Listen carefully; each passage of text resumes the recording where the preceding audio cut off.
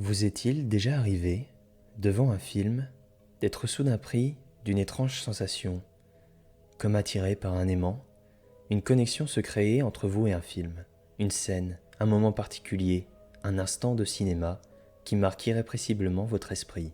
Un lien inexplicable, mystérieux, presque mystique, qui imprègne la moindre particule de votre anatomie. Vous faites partie du film, comme d'une certaine manière, le film fait partie de vous. Il prend une place à part entière dans votre existence, trouble vos journées, tourmente vos nuits. Alors prisonnier de celui-ci, impossible de s'en défaire. On peut ainsi redouter un nouveau visionnage, appréhender son emprise, ou même d'une certaine manière, apprécier cette étrange relation. Parce que c'est ce qui fait l'essence d'une œuvre quelle qu'elle soit. Marquer son spectateur, et lorsqu'elle a trouvé son public, ne plus jamais le laisser se séparer d'elle. Une relation charnelle, obsessionnelle. Des moments de cinéma, on en a tous plus ou moins connus. À des degrés différents, le souvenir reste imprimé dans la mémoire, car qu'il soit positif ou négatif, il est là, il existe, et c'est indéniable. On ne peut l'oublier, un instant immuable qui fait partie de nous, un plaisir solitaire ou collectif, entouré par l'aura et l'excitation de la première découverte. Mais surtout, cette sensation, autant voire supérieure d'un nouveau visionnage. La chair de poule de replonger dans cet instant dont l'intensité se décuple au fil du temps, ou l'émotion de retourner dans un univers qui nous fait vibrer par le passé. Il y a quelque chose de fascinant là-dedans, qui dépasse le simple divertissement proposé. Quelque chose de dense et d'insaisissable, une étrangeté, une pulsion, qui est aussi complexe à appréhender sur un plan purement psychologique et cognitif. Car, d'une certaine manière, ce n'est pas une chose que l'on choisit. On ne décide pas de nos mœurs, nos pensées, nos goûts, nos psychoses, bref, toutes les choses entêtantes qui peuplent l'intérieur de notre petite caboche. Comme je l'ai dit, c'est une sensation imprévisible et impulsive. Bien sûr, chacun a évidemment ses propres références et ses accointances avec les œuvres qu'il affectionne ou non. Oui, parce que l'art, c'est subjectif. Dans mon cas, si dans un premier temps je devais penser à un cinéma qui me passionne, avec lequel je ressens cette immuable fascination, c'est sans doute celui du cinéaste Stanley Kubrick.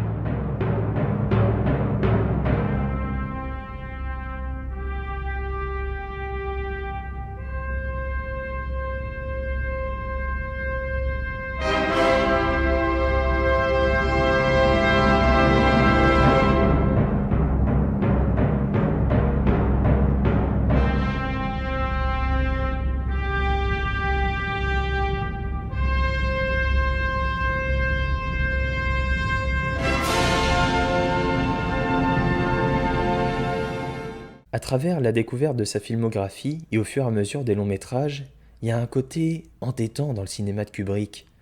Que l'on apprécie ou pas le bonhomme d'ailleurs, ou que son travail nous parle ou non, il faut reconnaître l'éclectisme des univers qu'il nous propose dans ses œuvres. Aussi loin que je me souvienne, ma première approche du cinéma de Kubrick, c'est avec Shining. À ce titre, je dirais même que c'est mon premier et mon plus grand choc cinématographique. Un moment dont je me souviendrai sans doute jusqu'à la fin de mes jours, tant il a imprégné mon esprit que son contexte était insolite. Et voici une sympathique cocasserie historique. Pour la petite histoire, j'étais en vacances en Guadeloupe. Il est aux alentours de 22h et la chaîne franco-allemande Arte décide de diffuser Shining. Autant vous dire que le contexte paradisiaque du lieu ne collait pas du tout avec le moment. Adolescent, j'ai alors eu le souffle coupé pendant près de 2h30, étranglé de terreur, submergé par la chose, stupéfait par le spectacle effroyable et surréaliste qui s'offrait à moi. Un moment indéniable, gravé à jamais dans l'épiderme. La fascination est totale. Impossible alors de laisser échapper ces images, cette musique, ces instants de mon esprit. Un film qui sonde mes pensées, que j'apprécie autant que je redoute, et dont je veux désormais connaître les moindres secrets, à l'instar du labyrinthe de l'Overlook Hotel. Il n'y a pas un recoin que je ne souhaite pas explorer. Pour ce faire, si comme moi vous souhaitez explorer plus profondément tout l'univers de Shining, je vous conseille la magnifique édition 4K Ultra HD du film de Shining, et c'est surtout l'unique moyen de voir le film dans sa version longue de 20 minutes supplémentaires que la version cinéma. Ou encore l'incroyable et récompensé documentaire Room 237.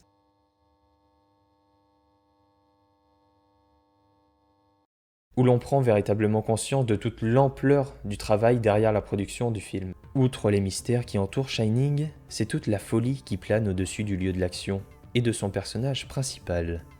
Des instants figés, puis brutaux, soufflés par la puissance de la mise en scène, où tous les éléments semblent parler d'une même voix, celle de la maîtrise d'un cinéaste pluriel, obsessionnel, qui a marqué de son empreinte la grande histoire du cinéma.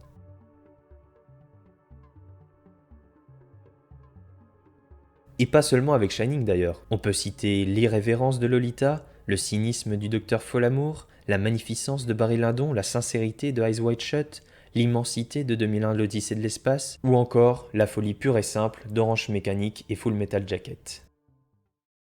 La folie. C'est sans doute l'un des thèmes de prédilection de Stanley Kubrick.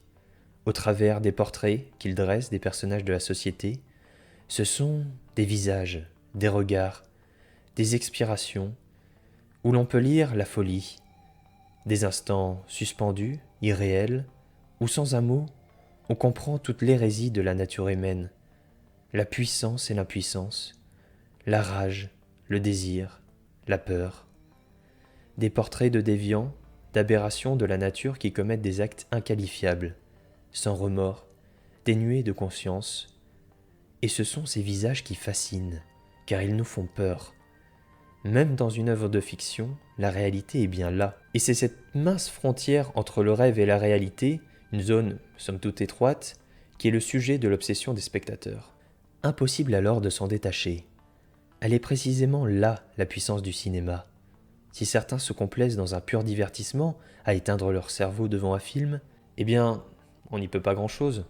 D'une, car cela témoigne sans doute de la qualité médiocre du film, mais aussi de l'absence de volonté.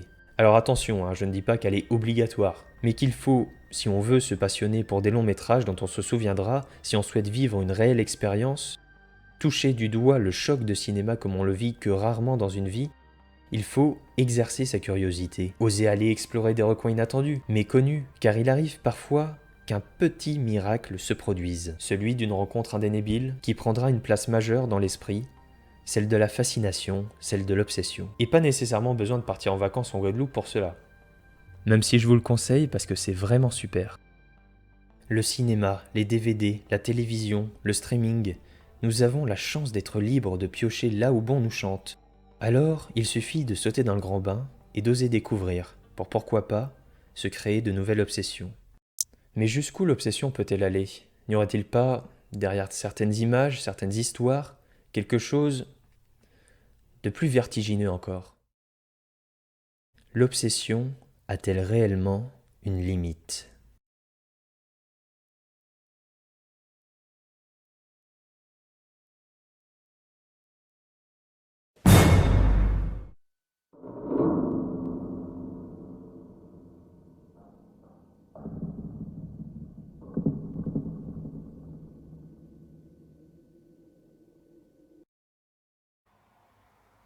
C'est long. Je pense que c'est bon.